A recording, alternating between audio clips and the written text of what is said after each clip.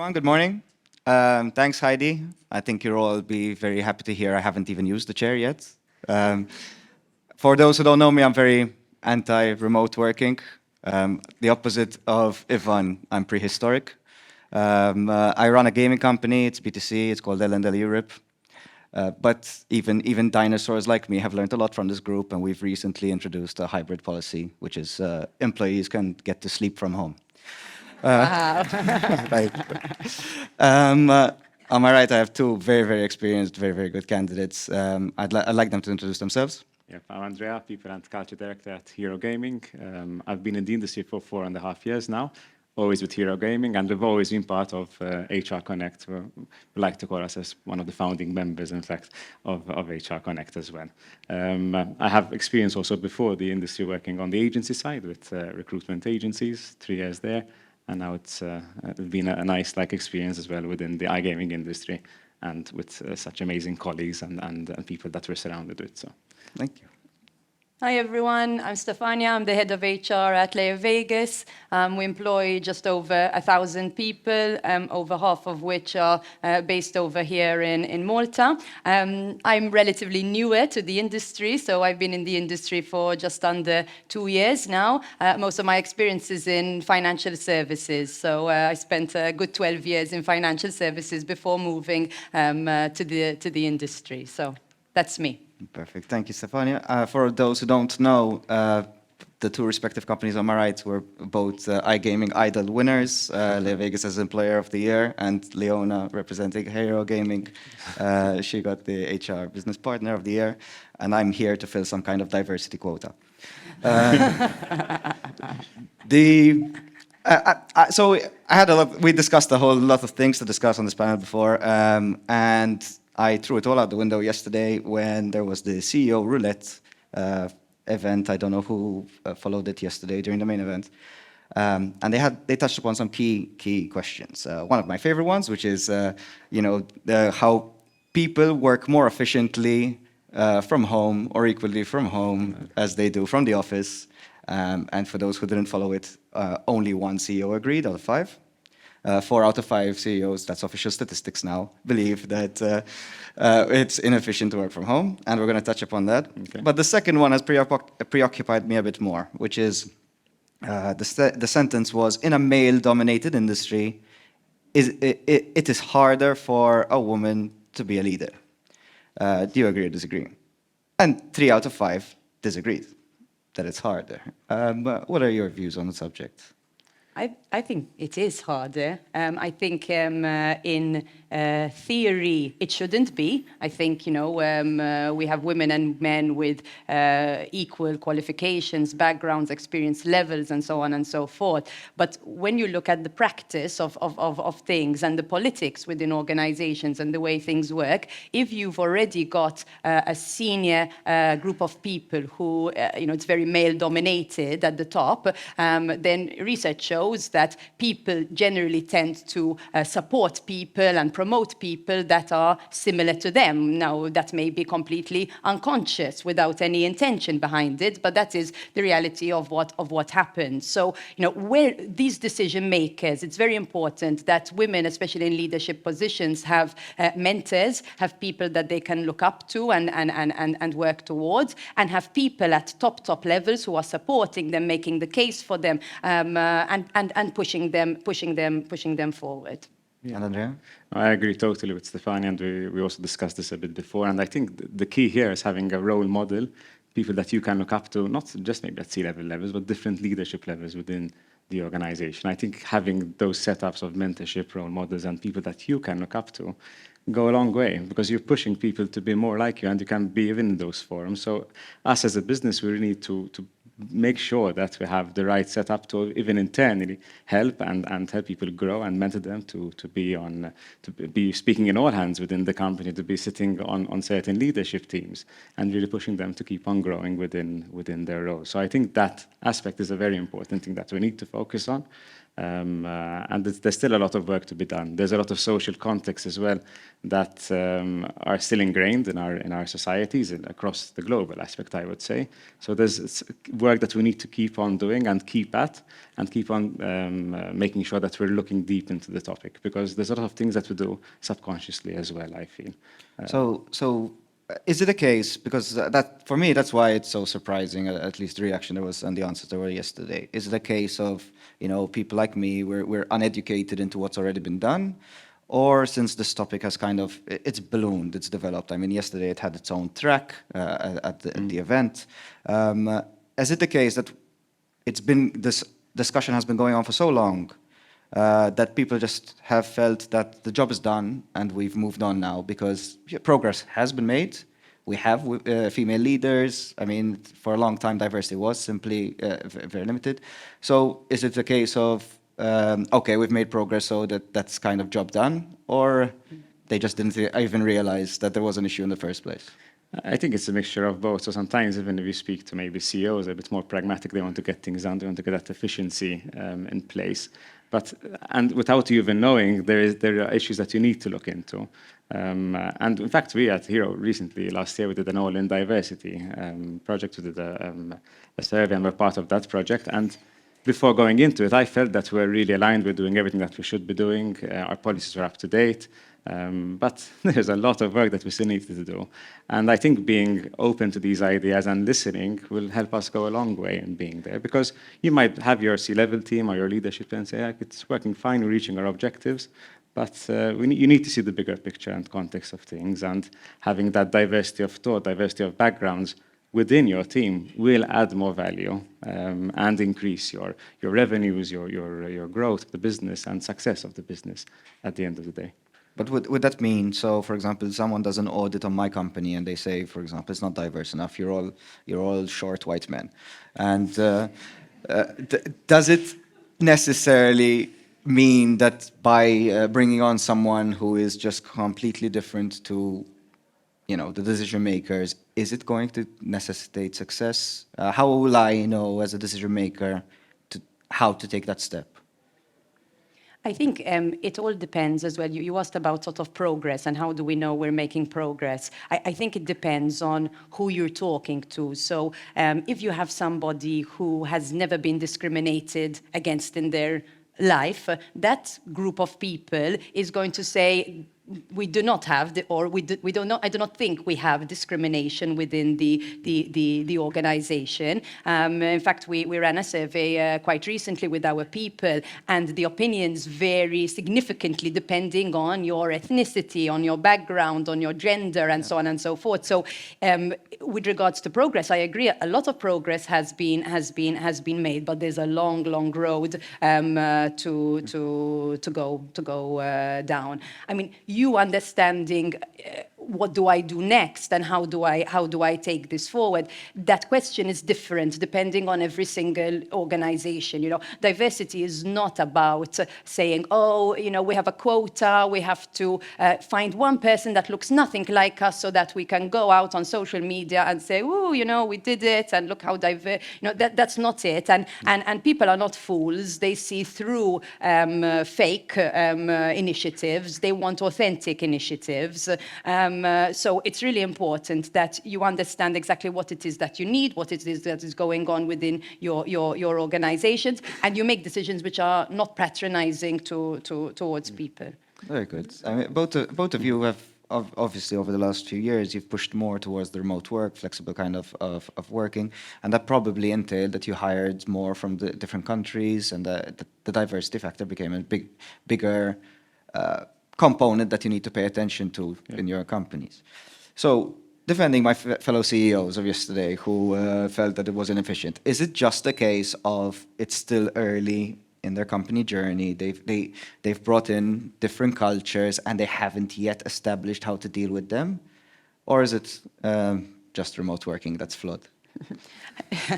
Again, remote working is one of those topics that it depends who you speak to, and it depends on people's personal preferences and styles. So we have some leaders and some teams where remote working has been managed absolutely fantastically. You know, they have seen no drops in productivity, they have seen better engagements, better retention, less turnover of their people, and in those cases, my view is that the underlying success factor is the skill set of the leader in order to trust, in order to manage. And it's a lot of work for a leader to go from a team which is fully at the office to a team who is hybrid or is fully remote. But do you And people provide any don't- kind of internal training on hiring from different countries?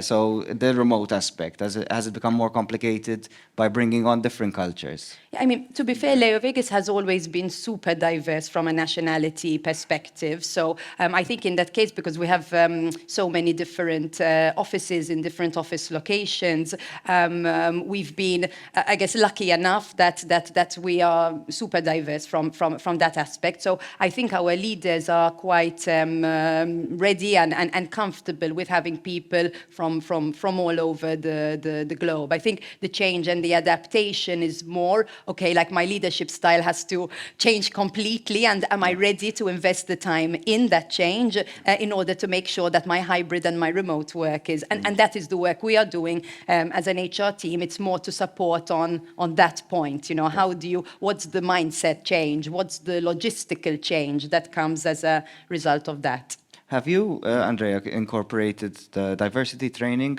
into your previous policies and procedures now, like knowing that this is more of a common issue? Related, even just to tie into the remote aspect, I think the hybrid way is just the new way of working. People expect that as long as you find the right balance for each team and each leader, I think it can work. A context that we've seen that has increased is the global context of talent. And talent has become global as a result and has been accelerated because of the pandemic. And it's something that we've embraced in reality, because that keeps on adding that diversity. Diversity for our teams, diversity for the markets that we support, and brands and products have become more global. It's a global context that you need to breathe and live. So there has been training around different diversity areas, and one group that we focused on in reality was we have a lot of Japanese employees, so I have quite a large group. It's quite a large nationality within our company, and we really wanted to understand certain aspects of their culture and really create that global context and help people understand the global context, because we want that diversity. We don't want people to become European or like us, maybe in that aspect. So we wanted to create that global culture, and I think it's been a very positive aspect we looked at. And recently, in fact, we sent out an engagement survey, and we said, like, let's try out sending it out in Japanese as well as a language. And our Japanese employees wanted it in English. They want to work within a global context, and it's something that we're seeing and picking up across our recent surveys and studies that we look into as well. So. Okay. Are there any other initiatives that you both are quite proud of that your company has gone through in this field? We have recently partnered with Allbright. It's a non-profit organization based in Sweden that focuses on diversity, especially in large organizations and so on. And we're going through a program at the moment with them to understand exactly how we are perceived as an employer from a diversity and inclusion perspective. And also, very importantly, how our own people perceive us, because we may, as an HR team, think, oh, we have an issue here, we have an issue there, but when you're talking a big group of people, let's make sure that we also see the pulse of what people are feeling. And it was so interesting, like the results of this and the action plan that we're working on in terms of things that we can implement is so interesting. And one of the things that I've learned from this process is is that there are a lot of areas that you would have expected to be discussed and come out. So, things relating to gender, sexual orientation, nationalities, those areas. But they also focus quite heavy on the discrimination when it comes to different personality types. So, for example, the fact that maybe our leadership skills are all, our leadership group are all quite maybe loud, opinionated in the way that they come across. Then it could be that somebody who is a little bit quieter in their approach feels that they do not have a path in order to get to the top, because when they look at the top, they do not see somebody who acts like them. And I just found that really interesting, because it was not on the sort of top of my mind of things that we needed to work on. But when I saw it, I said, yes, it makes so much sense that when we're talking about diversity, let's move away from the stereotypical definition of what it is we're trying to achieve and just open it up and make sure that people feel, regardless of who you are, that there's a path for you in the organization.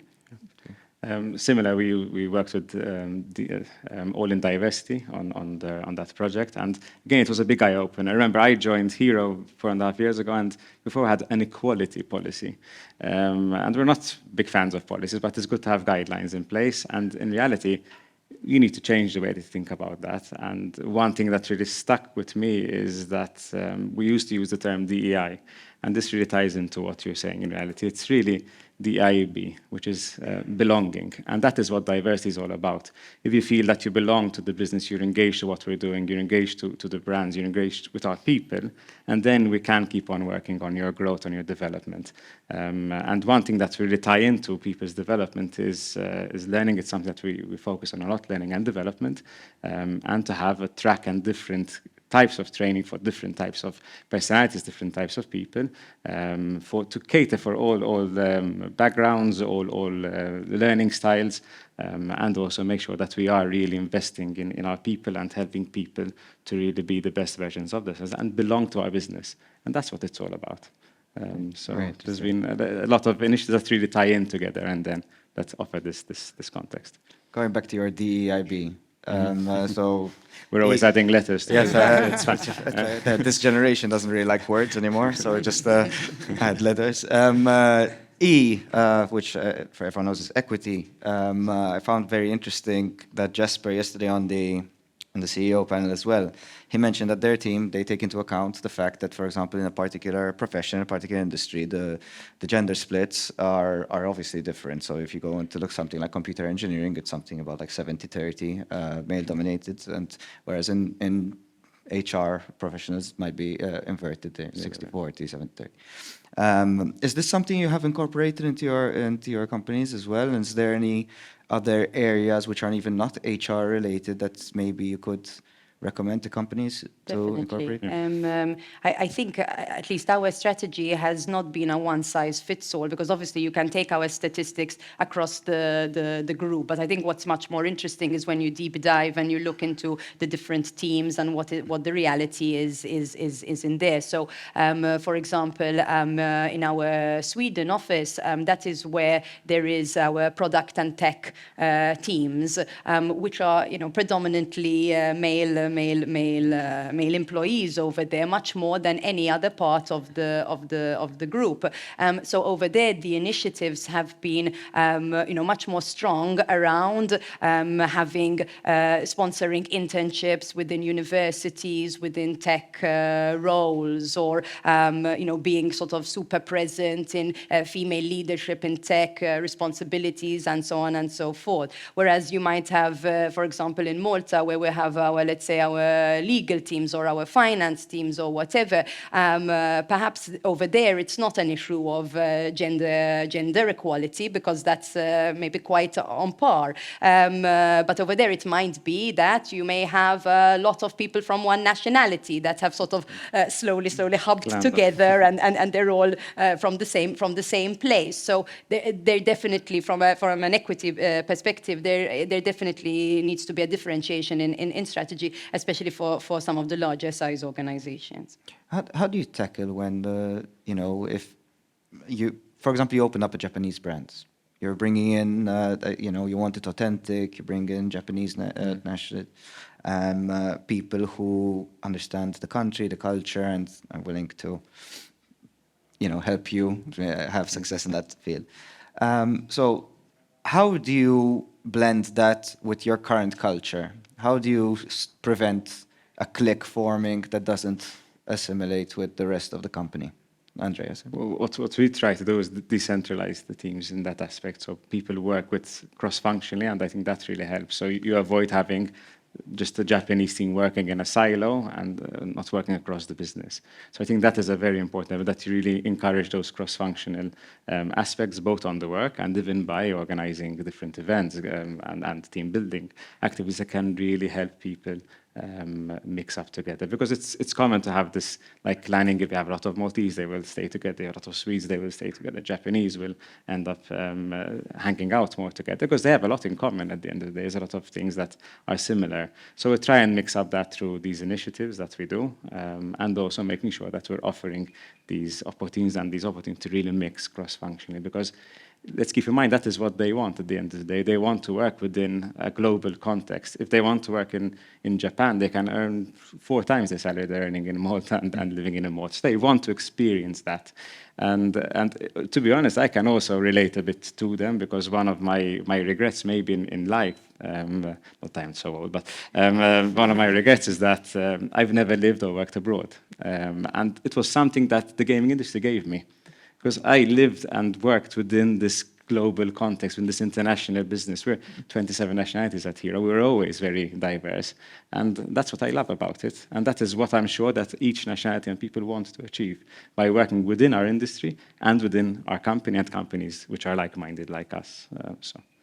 And Stefania? I think it's important not to take that to extremes. So it's okay that people from a certain nationality spend time together, they're part of a community and so on, because it's a home away from home at the end of the day, and there's a natural tendency to do that. So sometimes you see certain initiatives trying to kind of, always move people apart, and so perhaps it's not always necessary. But then the other extreme is when there is exclusion. Like, for example, if people are in an office and they're speaking a language that not everybody understands in that office, and then sometimes when you bring that to people's attention, they say, but we weren't talking about anything work-related. We were just joking about some story that happened in the weekend. It's very informal, and that's how I feel comfortable to do it. I think it's things like that we need to try and nip it in the bud, so to speak, to show how the person might be feeling who's sitting there hearing you talking in a language that they are not understanding, and then all of a sudden everyone starts laughing and you didn't get the joke, right? It's things like that which we need to it's small things, that we need to educate people on. And it happens in my office a lot, but they use the word Chris a lot in between. But this And is they all laugh. Yeah, this is all unconscious bias that we're speaking about. And I think it's something that, if you think of like trying and mixing up people, you think of a seating plan. Yeah. So you try and put everyone different, but you need to still group up people who will have that nice conversation. They can group people up. So I think we need to be mindful of it, and sometimes say, but can we try and stop speaking in Maltese in the kitchen, for example? But it's something that we need to do consciously, because subconsciously we think we're not doing anything bad. Yes. And there's nothing really bad in it, but it will have effects on people's growth, like we were discussing at the beginning, and people like even wanting to keep on growing and belonging to that group. So we need to be mindful of it. Perfect. We're coming towards the end. I don't know if there's anyone who has any kind of question or wants to, while we have about this topic. People, you don't have to. We'll just. Perfect. Okay, no worries.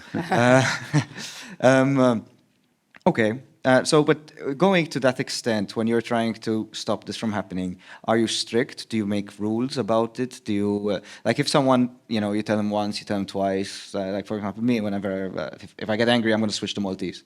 But between them, they'll be speaking, we tend to have cliques sometimes forming. You tell them, can you please speak in English for everyone else? And they do it multiple times. Is it then disciplinary, or is it still just like kind of like, no, don't worry about it, we don't? I think most people are mature. We're dealing with adults here at the end of the day, and 99.9% of times when you speak to somebody about this topic, it's like, oh yes, we may not get it perfect every single time, but we will improve and move forward. I think in that very one-off case of hard-headedness, the issue there is not just because they're speaking a different language. The issue there is that they probably do not fit in with your culture, your values, and you're probably seeing this pattern of behavior in many other things. Yeah. And that's a different story, and that may be where you need to take more serious action. Yeah. Perfect. I think tied to the awareness, I totally agree. I mean, it's not something disciplinary unless there's bad intention in something that is being done. But it's really then you need to be mindful of, because even if you're recruiting new talent for that team, be mindful of mixing it up and offering that mix, that diversity of candidates that we're putting forward to the hiring manager at the end of the day. And I think this is something that we need to do across gender diversity and across all sorts of diversity that we want to add to our business. So that's the conscious effort of doing it and being aware of it. Sometimes you need to rope the leader aside and say, listen, let's try and stick to English if it's work-related and at your desk. So I think it's doing that effort to really embrace diversity and within the business. And educate. Educate, yes. Perfect. For sure. All right, thank you very much. I think that's really much all the time we have. I look forward to you opening up the Hero Gaming foreign office so you can achieve your dream. The international ambassador. Thank you very much for your time. Thank you. Thanks, Chris. Thank you.